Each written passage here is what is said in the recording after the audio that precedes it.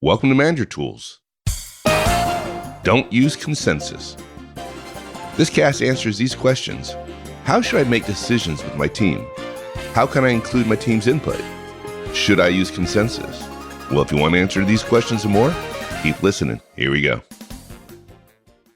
You gotta know, it's not very often that you can see a Manager Tools conference by day and then fill your evenings with a pumpkin festival complete with massive carved pumpkins and glow-in-the-dark adventures. However, October 1st and 2nd, we'll be back in the Atlanta area. Our hotel is near Stone Mountain, and we'll be there with our Effective Manager and Effective Communicator conferences. All of that while Stone Mountain Park's annual Pumpkin Festival is in full swing. So come on out and see us and the pumpkins by registering at manager-tools.com/training. I think in my long career, I've heard many people tell me that consensus is the way to make decisions that affect your group. And then sometimes they go down the path of wisdom of the crowds. And if, 100 farmers can guess the weight of a pig, then I guess my people are smart enough that they can figure out how to make a decision, how we're going to move forward on this project. Right. But it's flawed. Yeah, the whole wisdom of the crowd thing, 8 people isn't a crowd. That math really breaks down. Yeah, consensus is popular because it's inclusive, because it sounds like not democracy, maybe like a Quaker meeting or something. It sounds good. I mean, it absolutely sounds good. Yeah, unfortunately, it's not good.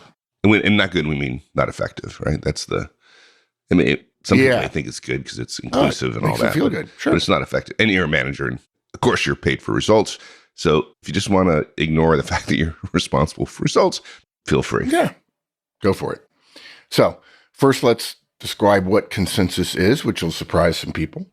And then we're going to cover an important point that a lot of people aren't going to like, but it's fundamental. It's not us. We don't believe it. It's just true. Only one person makes decisions, or at least is responsible for decisions on your team.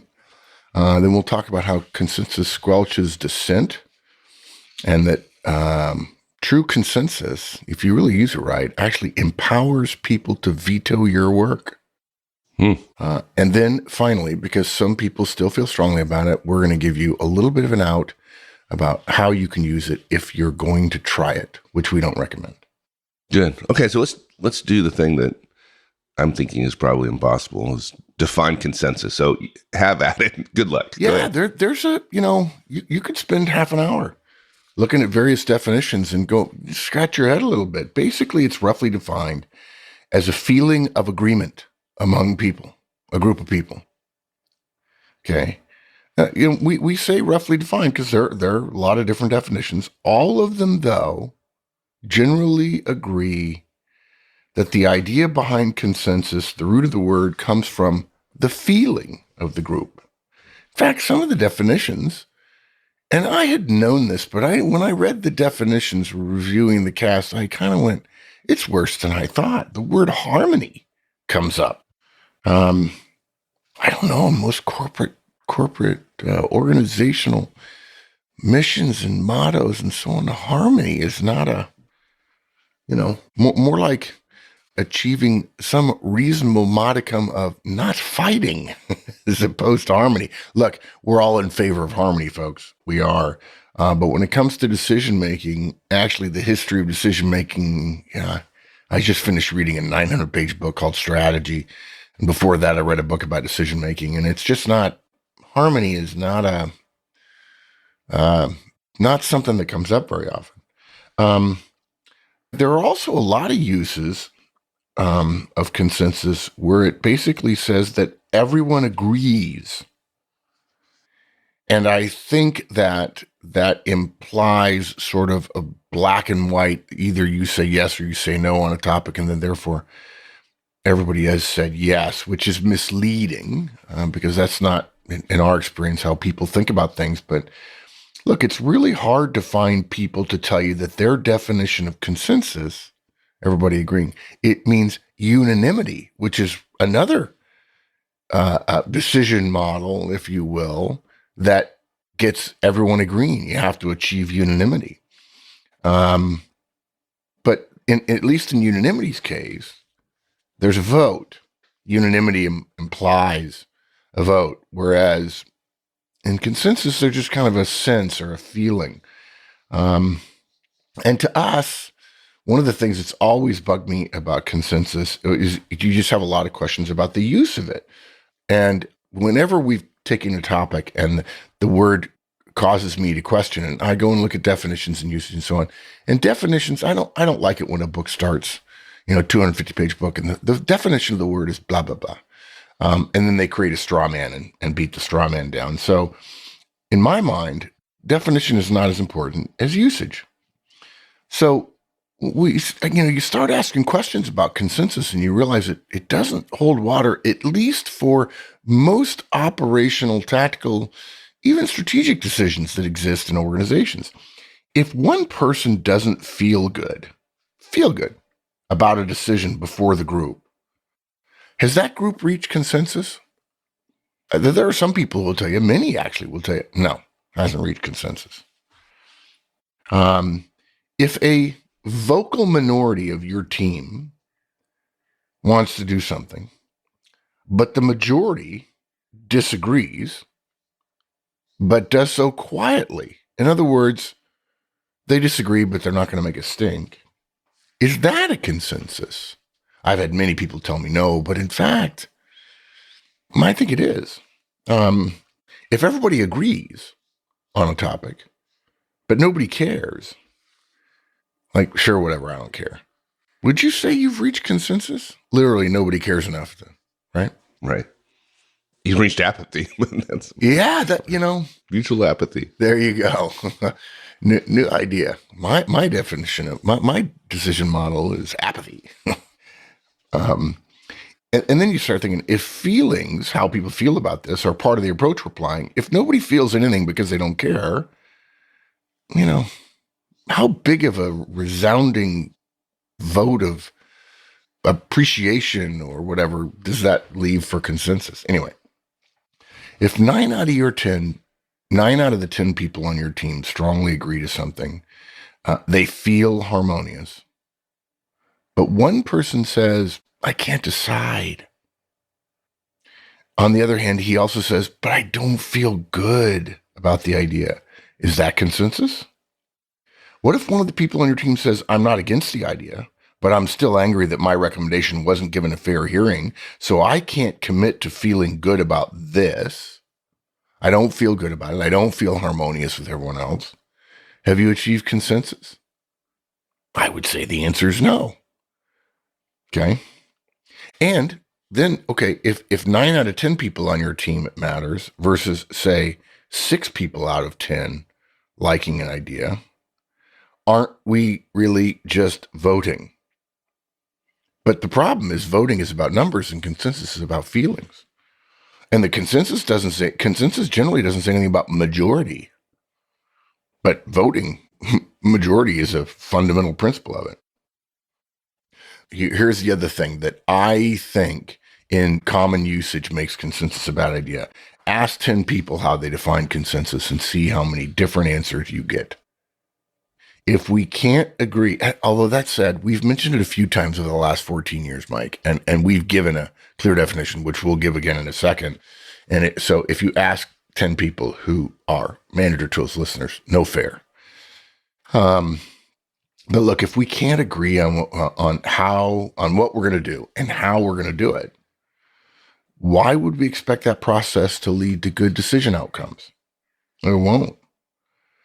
Okay, so here's our, working definition of consensus. We've said before that definition is no one is willing to fall on their sword in disagreement, not one person. Okay?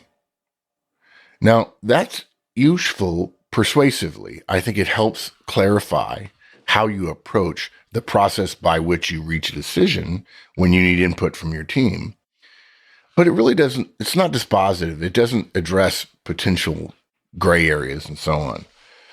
So I've tightened that a little bit. Consensus is general agreement together with the absence of strong enough dissents to justify a veto. Okay. General agreement together with the absence of strong enough dissent to justify a veto. In practice, this would mean that a small vocal majority on your team couldn't push their way to consensus. It would also mean that even if the majority of your team like an idea, someone who feels strongly enough against it denies the group the ability to claim a consensus. And that, my friends, is a bad idea. Okay. I think about the bad idea part of it. I know there's an apocryphal story about President Lincoln, right? He's in a cabinet meeting and he's going to take a vote as to whether or not to sign the Emancipation Proclamation. And all the cabinet secretaries say no, right? Right. And whereupon Lincoln raises his right hand and says, the ayes have it. Oh, that's funny you mentioned that. I had not heard that story. I just use the ayes have it in things I think my weekly email that goes out to all of our licensees. But Reagan, right? No. It's not. No, it wasn't a real guy. It was Jack Ryan as President of the United States in a Tom Clancy novel called Executive Decision. Yeah. And they're discussing the idea of shutting down the interstate highway system using the National Guard to prohibit interstate travel. And of course, constitutionally, the right to travel between, say, California and Oregon is constitutionally protected. The government can't prohibit you from going state to state. And partly that's a function of the fact that it used to be we were just states, and it was much more a confederation of states than a single nation, which happened to have states in it. And somebody disagrees and says, you can't do that. He says, okay, well, I think I need to. If we don't do this, it's entirely possible that this biotoxic weapon that's been released on the U.S. will spread and kill, 20, 30, 40 million people. And they gave some examples historically where that was, a bad thing. And one person in the discussion says, the Constitution is not a suicide pact. You can't follow the Constitution and watch the country die.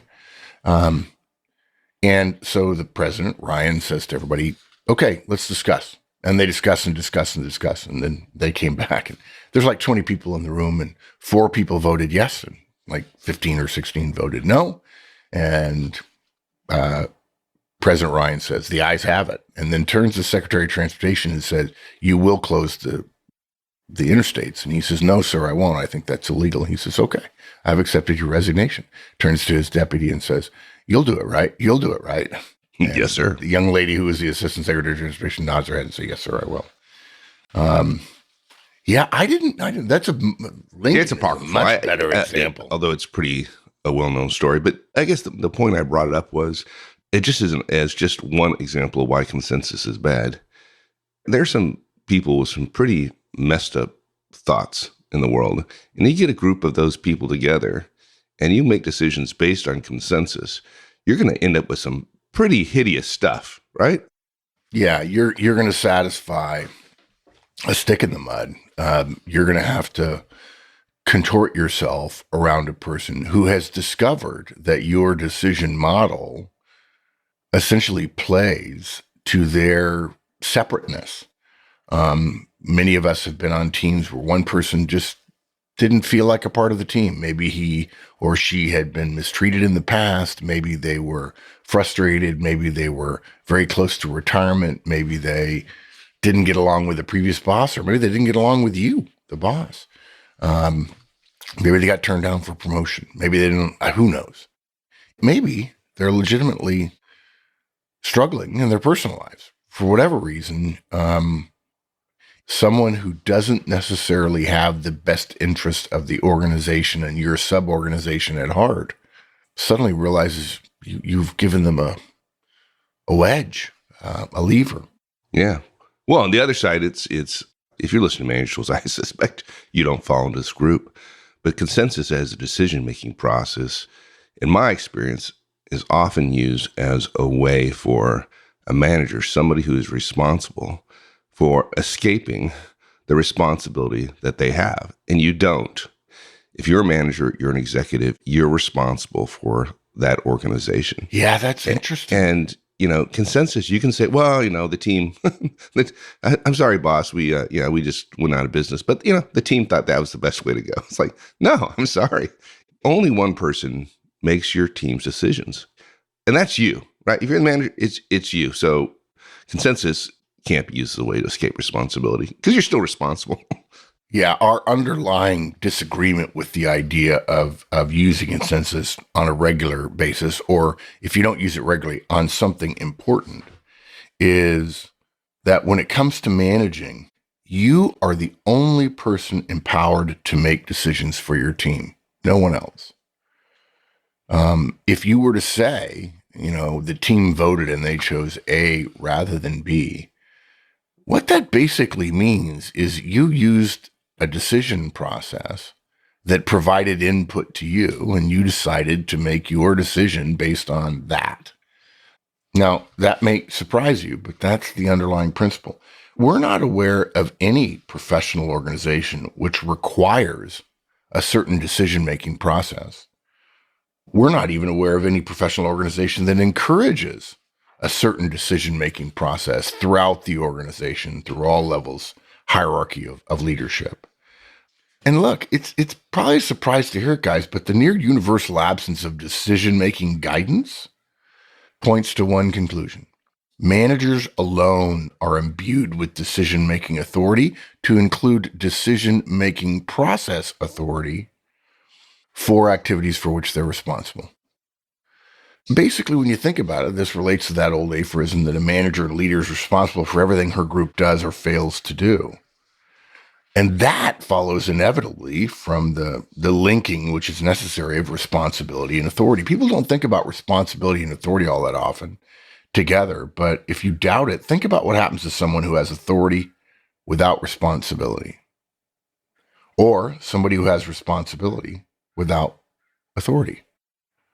It's either moral hazard or, professional suicide. Every project manager has felt the need to be frustrated with responsibility without authority, and every tyrant thinks authority without responsibility is dreamlike. The usual response to this idea that we're talking about now is that no, it's not true, because what about the fact that my boss lets me make my own decisions about my work? This is particularly true for individual contributors.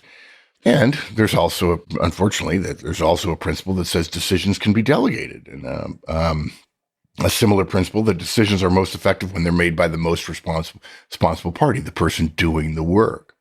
So if I work for Mike and Mike's responsible for X and I action X for him, and he leaves it up to me to decide how I handle X, the fact that I'm making a decision doesn't mean that Mike isn't responsible for my decision.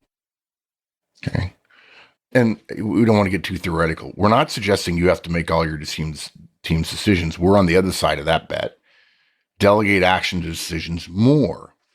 But even if you're delegating a decision, or you're using consensus or voting or any other thing to decide, you're the one making the decision. Your team is providing you input. Or even if it doesn't appear after a vote, you're the one making a decision. You're the one responsible for the decision. Now, we don't think that you should make every decision because you're responsible. We just think you should know that there are people on your team who will assume that the group made the decision. And in hierarchical organizations, groups don't make decisions. Have you seen the 2020 public conference calendar lately? We're opening new events each and every week, so don't forget to check in at manager-tools.com/training. Of next year's 37 events, 20 are already accepting registrations online. Get out ahead of the rush and register today. Our next point is a surprising one for many people, I think, is that consensus can actually squelch dissent, which just seems... Oh, no. Yeah. It just doesn't seem like you wouldn't expect that, but it is true. Yeah. It doesn't in a group that's highly well-formed and highly knowledgeable about decision process, decision theory, and so on. But for the vast majority of groups, the data show that people don't know how to deal with the squishiness of consensus. And so it ends up being uncomfortable for people to be in the minority. And look, consensus is linked to really sweet ideas, collaboration, harmony, good feelings, sugar plum fairies. It's got a dark side. It also has a dark side.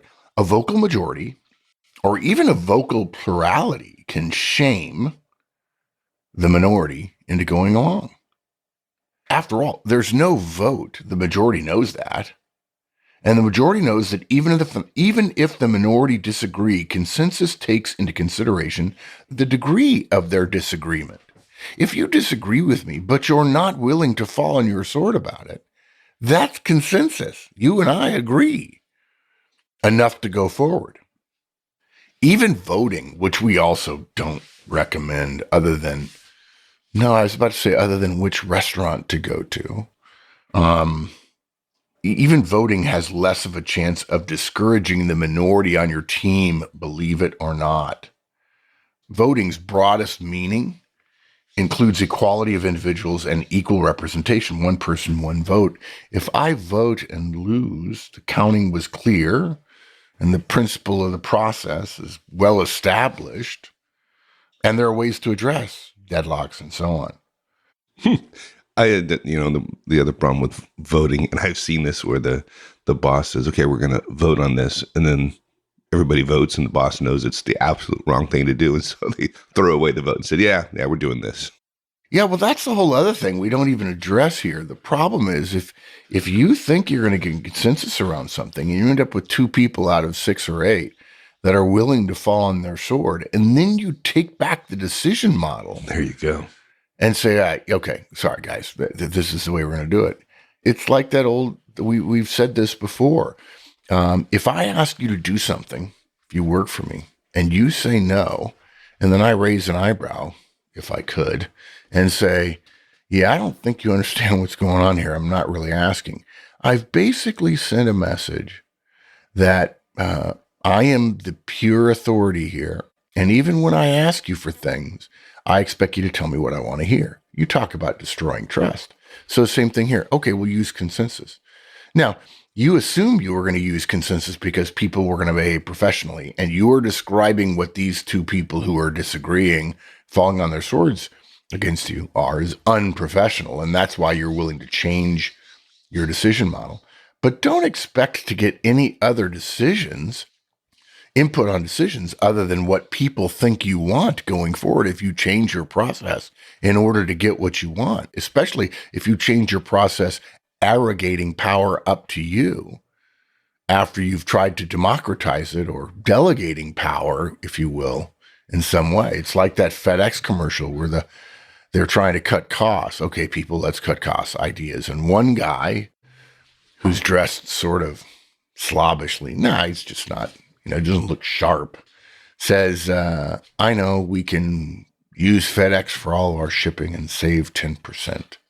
And you can see everybody in the meeting turns to look at the boss, right? Like, okay, what's the boss going to do?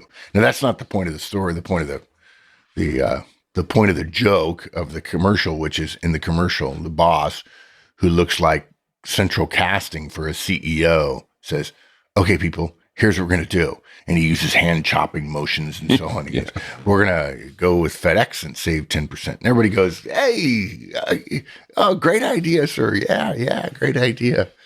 And the one guy says, yeah, but he said the same thing I did, only he went like this and moved his hands around. And somebody else looks at him and goes, yeah, he did. So if you're going to start changing your decision model in order to get what you want, you might as well just make all the decisions yourself. And what that does is when you destroy trust and you start making all the decisions, you're going to get compliance energy out of your team and not commitment energy. Now, look, when you have voting or consensus, each potential dissenter must decide the level of their dissent in front of the people who are in favor. Who's to say that a less secure dissenter would essentially take up veto power? Some of the data show they won't. Partially because, again, if I'm in the majority or the vocal plurality, I know that I can immediately say to you, oh, don't stand in our way on this. And I can go through the process knowing you weren't in favor of it, but you weren't strongly against it enough to stand in the way. And that creates fractions on teams, which is not good. Yeah. You also said that true consensus empowers vetoes. What do you mean by that? So there's a joke among executives that when we say consensus, we mean whatever the boss wants. And the reason for that is the opposite, is the executives don't use consensus. In fact, they vote and the votes are recorded if you're on the board of directors, for instance, which I would disagree with as well. And the reason why is they know that consensus allows one person to veto things. And if you have to make a decision, the absence of decision-making at the highest level of decision-making of a major organization or even a mid-sized organization will paralyze the organization and doom it to long-term failure. But it's so politically correct to talk about consensus that the downside, and every decision model has a downside. Look, voting, everyone talks about voting being great as if the world should be a plebiscite. But in fact, everyone's heard of the phrase, the tyranny of the majority. And so voting has its weaknesses too. And look, tyranny has its weaknesses obviously as well. And organizational role power has its weaknesses as well. They all have strengths and weaknesses. Consensus's weakness is that it empowers the smallest minority to block any decision. And then also to bargain for concessions, which most internal, sub-organizations in a large organization can't afford. The moment you start using consensus, you're at risk that your least team-minded directs now have a distinct advantage, and they know it. And the advantage exists because of the decision-making process you've chosen. Look, suppose one of your team members just lost their request to become a lead on a very important project. The next day, they stand in the way of a team meeting reaching consensus. Can you be sure that their disagreement is principled, meaning it's not just, I want to take my toys and go home? And look, if you have any thought that it might be unprincipled or selfish or emotional, it's funny that it would be emotional when in fact, consensus includes how people feel about things. Are we going to nakedly change our decision process to eliminate the veto power that consensus obtains just because there's one person who has hurt feelings right now and you think they might go against you? Frankly, we hit on it earlier. We didn't make that big a deal about it. Just admit that your team is giving you input and you are going to make a decision. Because that's actually what ends up happening in most cases. The decision model is a way for input to occur, not for the decision to be validated. Right. Okay, what about those folks who still want to try it? Still want to, despite our admonitions not to. I'm going to do a rare thing and break one of our rules. And we have a rule. Wendy and I coined it years ago when somebody said, I know you don't want me to do X, but I've decided I want to do it. Can you tell me how? Which Wendy and I agreed later was a pretty big pat on the back for us. But I wrote an email and said, I'm sorry, we don't give advice for things we don't recommend you do. That said, I know there are times when consensus might be because you've counted votes or because the issue is anodyne or whatever. Consensus is potentially something you could try. The gist of this podcast is consensus can't be your go-to move. It can't even be a semi-regular move. But in a rare case, low stakes, votes already counted, clear, apparent consensus in your mind, you could use it, okay? If the decision being considered is unimportant, don't take a vote. Votes are bad decision process generally for managers. Don't ask for a show of hands. That's a vote. By the way, one of the problems with showing hands, people won't raise their hands. They realize that you're counting yeses and nos, but many managers then don't compare that to the total. And now you've got a person who is literally saying, no, I'm not going to vote. I'm going to take my toys and go home. Anyway, if you're going to do it, Ask your group for input this way. Don't ask for a consensus. Do we have a consensus? Because that confuses people. And I don't mean that they're confused and they're not smart and they don't know what consensus is. If you ask a group, do we have consensus? You're asking one person to sense how everybody else is feeling. It doesn't make sense from the standpoint of human beings make decisions individually, and then those decisions are aggregated. So ask it this way. Does anyone disagree with this enough to stand in the way? And then if no one does, implement the decision.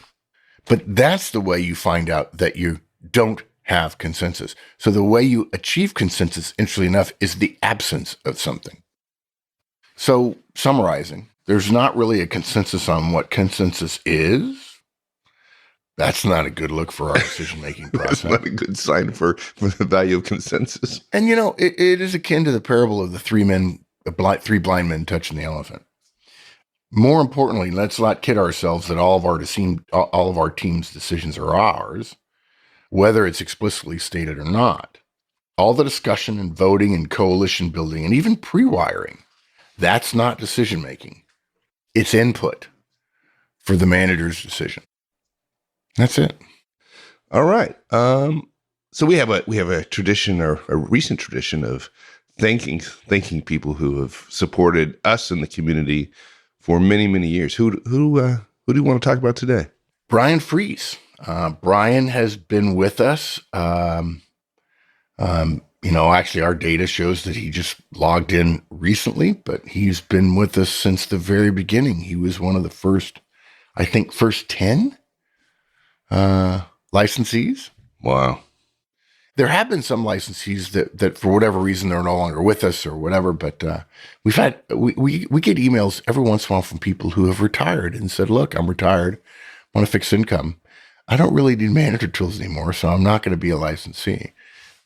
And we miss them. And so some of those people have retired since the very beginning. So they're not on this list, because this is not only people who were there at the beginning, they're still with us through the entire time. Well, that's when you know you've been around a long time, when people no longer with you because they retired. Yeah. Well, my feeling about that, it's always good that they write us a note, and it's very humbling. But in my mind, the thing that makes it feel great is they were at the end of their career and they were still learning. Yeah. Don't let that not happen to you guys. In other words, as I've said it before, you don't stop learning when you get old. You get old when you stop learning. Yeah, absolutely. Well, Brian, thank you, sir, for supporting us and helping us to do what we do every week. It helps us quite a bit, and more importantly, helps the community. So on behalf of everybody, thank you. Yeah, and we've said it before, guys, but if you don't realize it, the reason the podcast is free is because licensees support us. Our purpose is to make every manager in the world effective, every professional productive. And that's not going to happen in my lifetime. It's not going to happen in Mike's lifetime. It's not going to happen in our successor's lifetime. And we can't simply give away what we have, not have some economic model. And so I would just encourage you, if you're not a licensee, rethink that. It gives us the ability to do all kinds of things and make it easy for us to support managers all over the world, most of whom have no budget to learn the kinds of things we teach every week, twice a week, thanks to Career Tools on our shows. All right, sir. Thank you. Thanks, partner. All right. See y'all.